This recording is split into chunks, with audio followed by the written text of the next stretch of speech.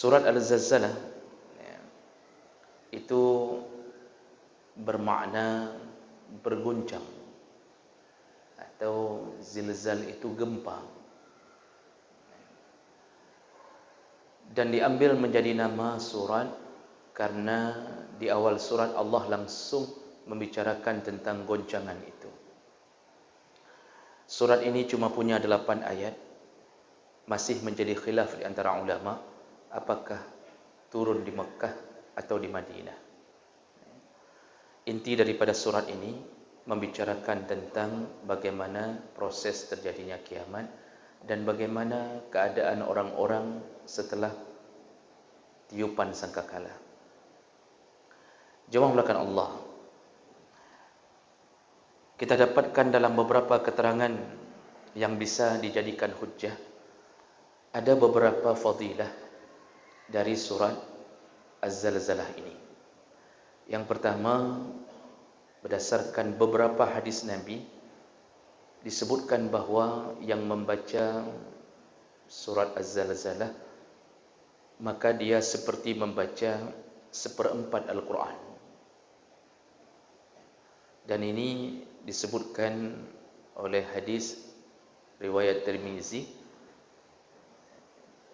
dengan derajat hasan gharib, dan juga disebutkan dalam riwayat Ahmad bin Hanbal dalam Musnad Ahmad bin Hanbal. Dari Anas bin Malik, anna Rasulullah sallallahu alaihi wasallam qala, Rasulullah sallallahu alaihi wasallam berkata, li rajulin min ashabihi. Jadi ada salah seorang sahabat Nabi sallallahu alaihi wasallam tiba-tiba ditanya oleh Rasulullah. Apa pertanyaan Rasulullah?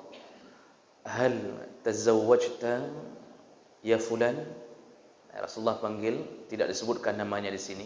Kata Rasulullah, wahai fulan, kamu sudah menikah? Ini pertanyaan Rasulullah. Makanya dibolehkan bertanya kepada orang yang gayanya belum menikah. Wajah-wajah yang mungkin nampaknya belum menikah, boleh kita tanya, kali kamu kahwin? Sudah menikah? Rasulullah saja tanya. Kenapa? Karena perintah menikah adalah salah satu sunnah yang paling agung. Menikah itu mendapatkan setengah keimanan. Dari keseluruhan iman ada pada pernikahan. Orang dengan menikah, maka ada maksiat-maksiat yang berhasil ditanggulangi, terutama maksiat yang bentuknya syahwat, syahwat mata, syahwat hidung, syahwat telinga, syahwat kemaluan. Itu semua tertanggulangi dengan menikah. Tapi kalau sudah menikah pun masih syahwat, itu yang error orangnya. Jadi Rasulullah bertanya ke sahabat ini, kamu sudah menikah? Qala la, dia menjawab, belum ya Rasulullah. Wallahi ya Rasulullah, wala indi ma atazawwaju bihi. Dia mengatakan ke Rasulullah, ya Rasulullah, demi Allah, aku tidak mempunyai apa-apa untuk menikah. Artinya enggak ada modal sama sekali. Memang dulu kalau miskin, semiskin-miskinnya, tidak ada modal. Qala, lalu Rasulullah berkata, alaysa ma'aka qul huwallahu ahad? Bukankah engkau bisa menghafal qul huwallahu ahad? Qala bala. Dia menjawab, benar ya Rasulullah, aku bisa menghafalnya. Qala sulusul Quran.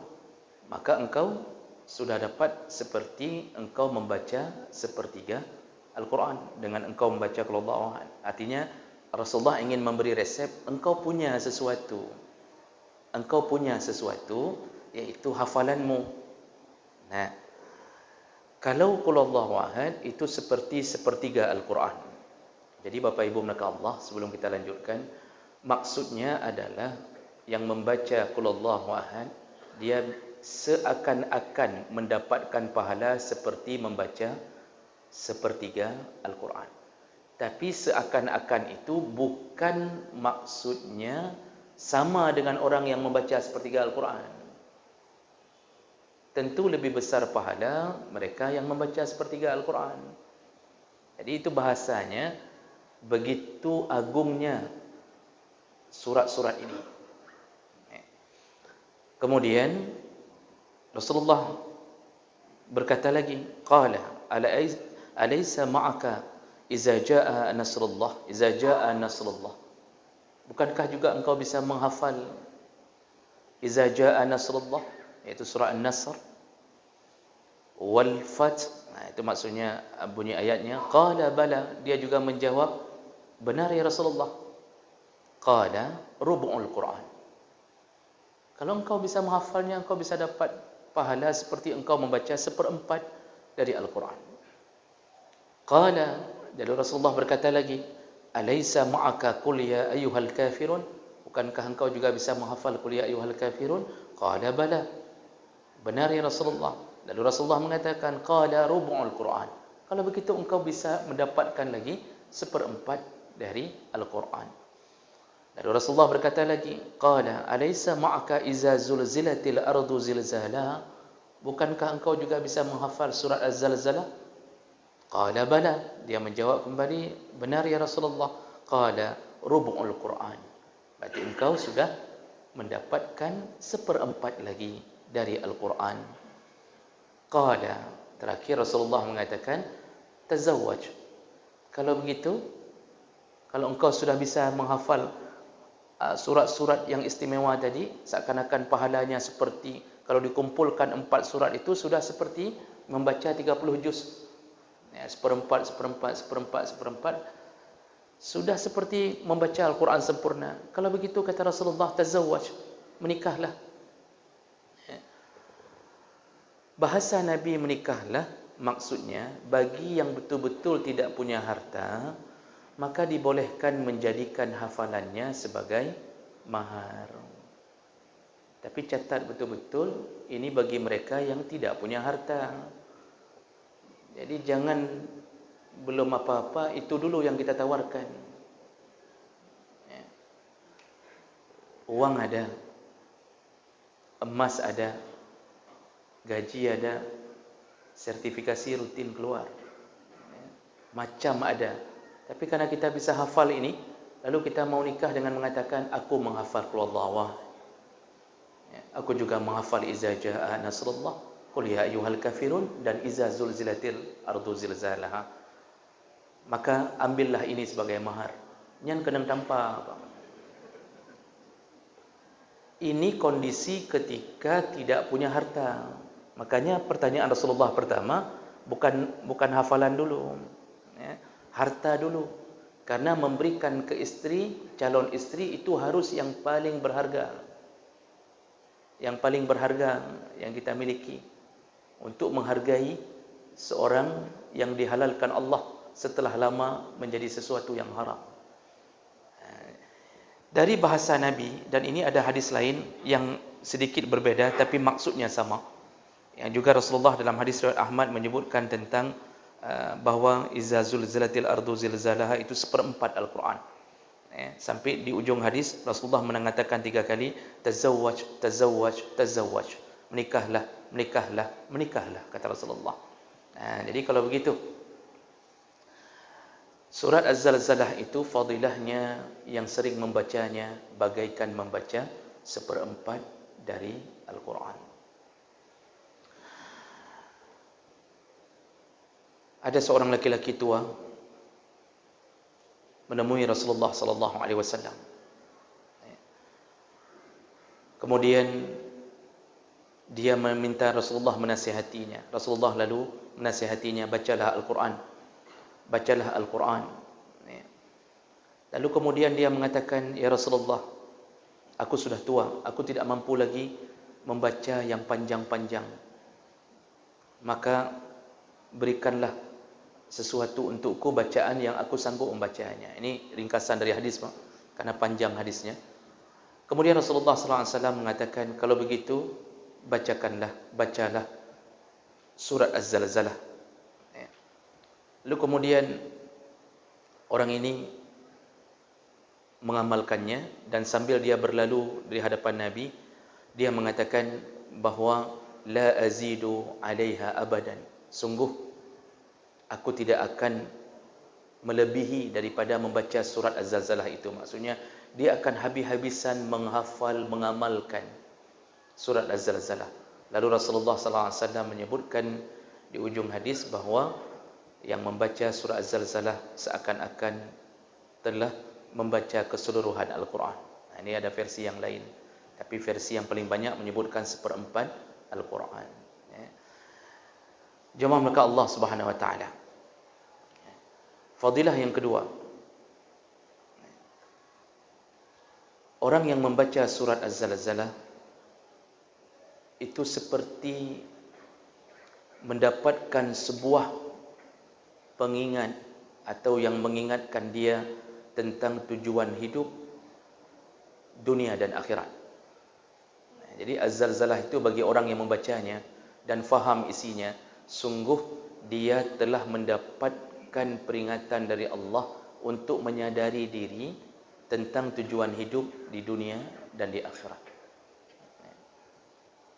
Ini berdasarkan hadis Nabi sallallahu alaihi wasallam, hadis riwayat Bukhari dengan derajat yang sahih. Dari Abi Hurairah radhiyallahu anhu, su'ilan Nabi sallallahu alaihi wasallam 'anil humur. Rasulullah sallallahu alaihi wasallam pernah ditanya tentang ada tidak ayat yang berbicara khusus tentang keledai, al-himar. Jadi sahabat kadang-kadang memang pertanyaannya aneh-aneh, tapi sebenarnya mereka berniat baik di atas pertanyaan itu. Maksud mereka, ada tidak Allah bicara khusus masalah keledai? Karena kalau masalah gajah, Allah sudah bicara dalam surat Fil. Buah-buahan yang kecil-kecil, at-tin, az-zaitun, Allah bicara. Karena kehidupan orang Arab itu siang malam bersama keledai. Kan binatang paling dibutuhkan di kalangan orang Arab saat itu adalah keledai sampai sekarang. Maka mereka bertanya, ya Rasulullah, ada tidak wahyu yang turun tentang keledai?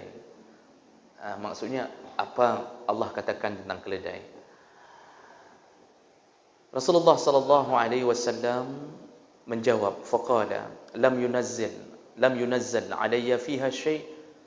Tidak ada ayat yang turun khusus tentang keledai.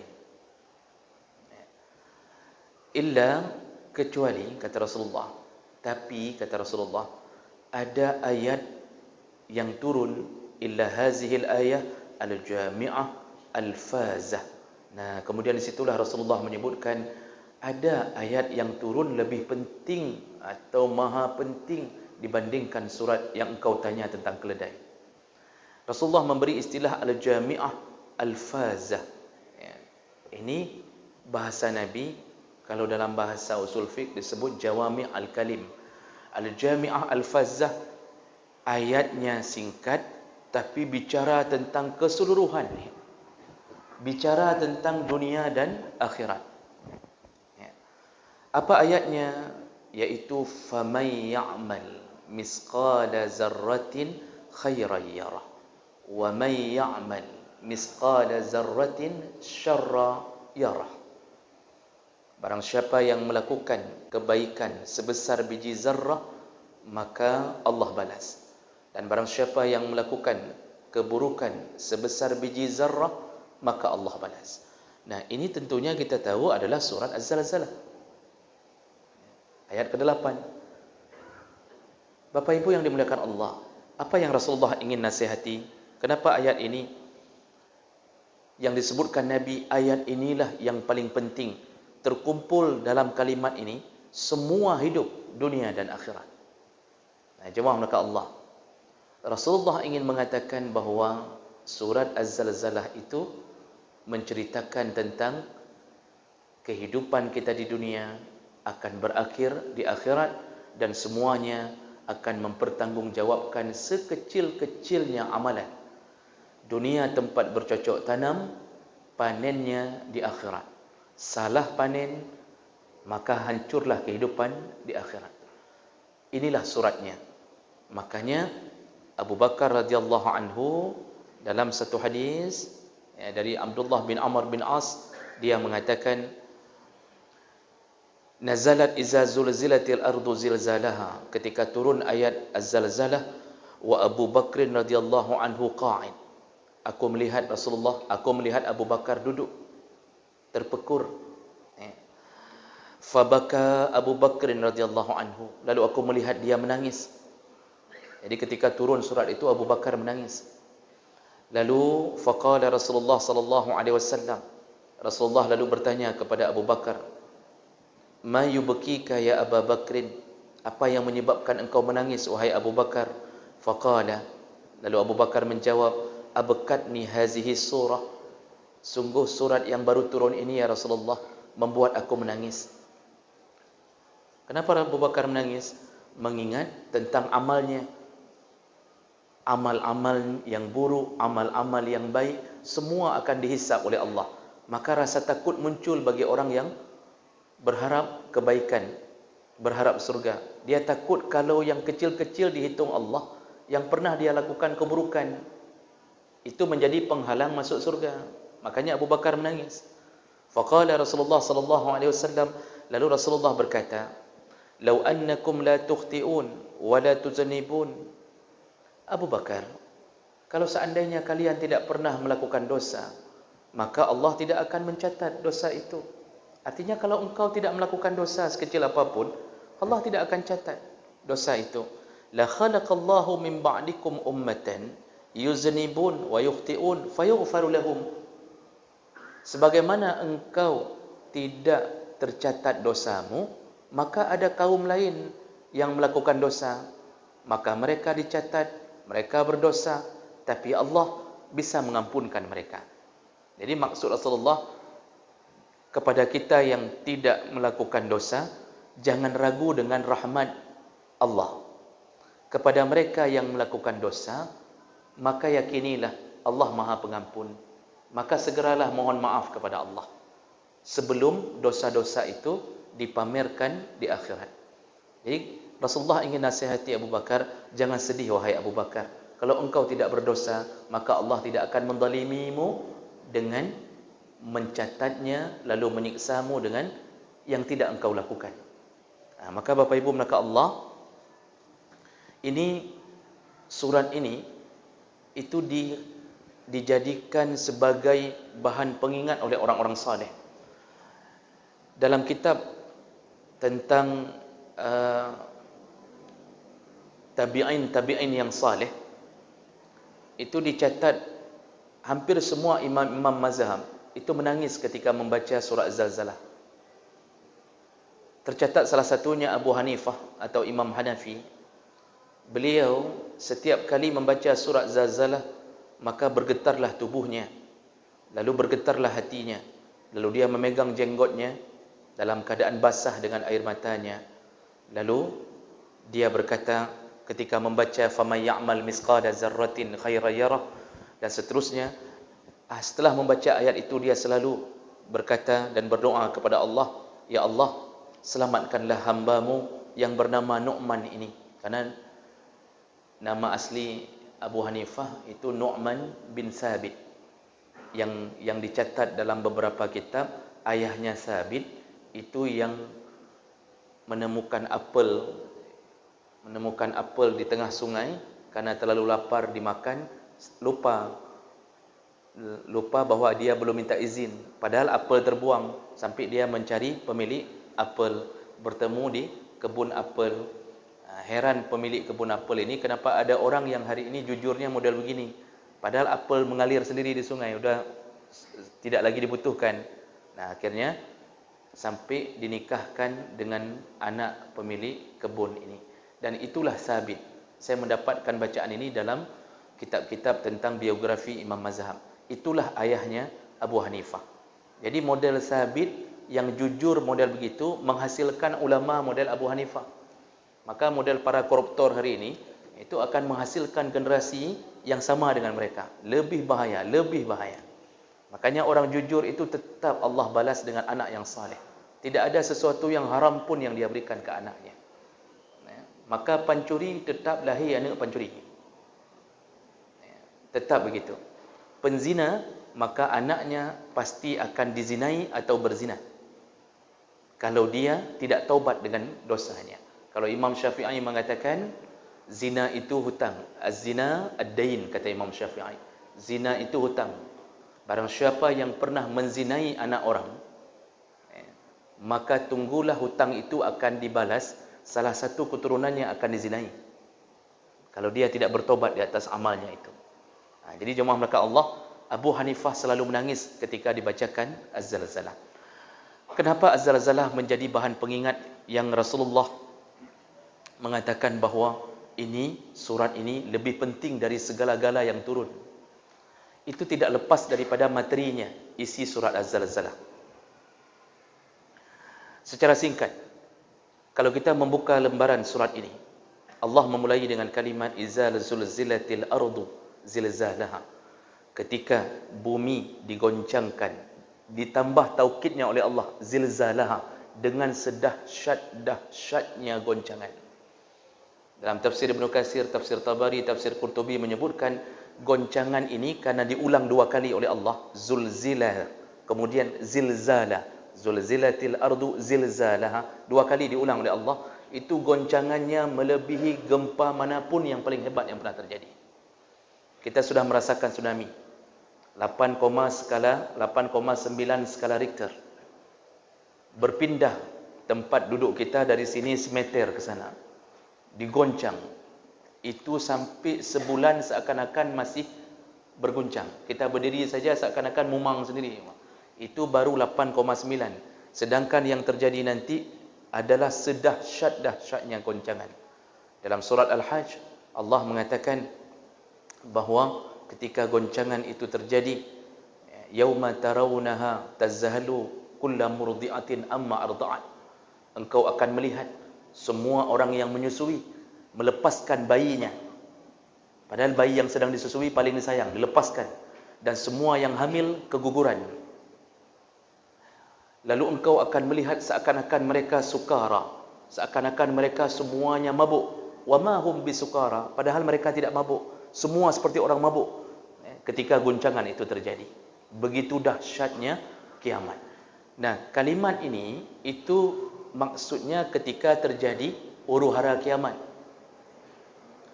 Dan kalimat berikutnya itu adalah kejadian berikutnya, yaitu wa akhrajatil ardu asqalaha.